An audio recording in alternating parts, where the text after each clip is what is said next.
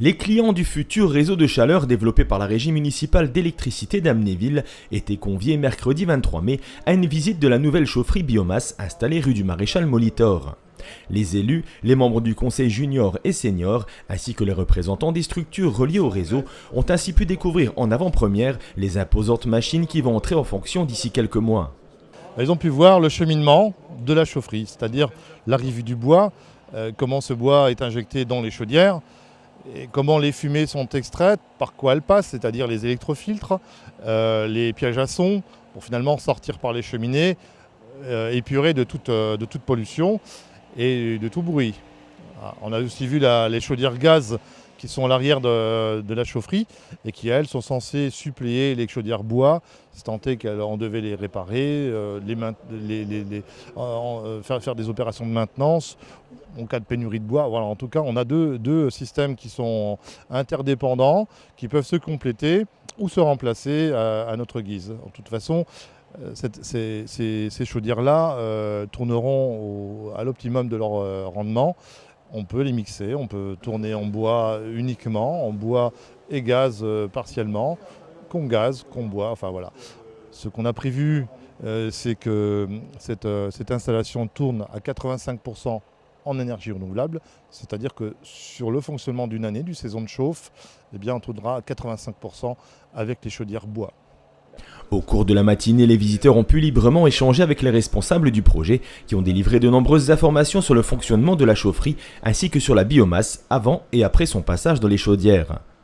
Les questions qui sont le plus souvent posées sont liées aux nuisances. Donc on a bien expliqué que cette installation est une installation classée pour la protection de l'environnement et donc à ce titre-là, il y a un degré d'exigence particulier, donc qu'on a bien tenu compte dans la construction. D'autres questions liées à la filière bois. Certains s'interrogent sur cette filière qui est assez méconnue. Donc on a bien expliqué qu'on ne prélève pas davantage de bois. Cette filière est organisée de toute façon. Les forêts sont gérées de manière durable, donc avec l'ONF, qui sont les experts en la matière. Et ces forêts-là, donc, il y a des bois qui sont coupés pour l'industrie, donc pour fabriquer des planches, des meubles ou des accessoires en bois. Et tout ce qui est au-dessus donc, de ces troncs, ce qu'on appelle les houppiers, et tout ça se part en énergie bois.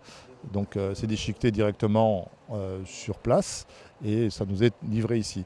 Donc on a expliqué également que toute cette filière-là est organisée de manière optimum. On essaye de favoriser la filière courte, c'est-à-dire que les bois ne viennent pas des Vosges, ils viennent d'un rayon de moins de 30 km.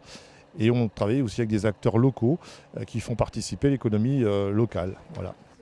L'énorme chantier entrepris l'automne dernier se développe à vitesse grand V. Les travaux d'installation et d'aménagement de la nouvelle chaufferie devraient s'achever d'ici quelques semaines, tout comme le réseau, sur lequel seulement quelques bâtiments ne sont pas encore raccordés. La construction est très bien avancée. On a un stade de 80-85% de construction là. Tous les équipements techniques sont en place, les chaudières sont installées, les électrofiltres, les cheminements de la biomasse, etc. Tout ça c'est en place. Aujourd'hui, il reste à faire les finitions extérieures. Donc vous avez vu que le bâtiment prend une belle tournure. Il reste tous les bardages à installer et il reste les abords à finir également. Toute la partie télégestion, supervision, donc toute la partie électronique est en cours d'installation. Voilà, enfin, disons le plus gros est à présent terminé. Pour les réseaux, c'est la même chose. Il reste à Saint-Maurice-Chevalier à raccorder. C'est une question de jours. Le bâtiment Logias également. Sur le site thermal, il nous reste la cure à finaliser. C'est également une affaire de jours. La piscine est à présent terminée et encore le raccordement de la taverne du Brasseur. Il nous reste encore, et ça n'a échappé à personne, c'est la montée du rond-point Beaufort vers le rond-point des Drapeaux. Eh bien, puisque la dernière ligne droite qui part du vétérinaire et qui monte dans la forêt, eh bien, est en cours de construction. Et c'est pour ça qu'on a donc cette route barrée en montant pour que les travaux puissent se réaliser en toute sécurité.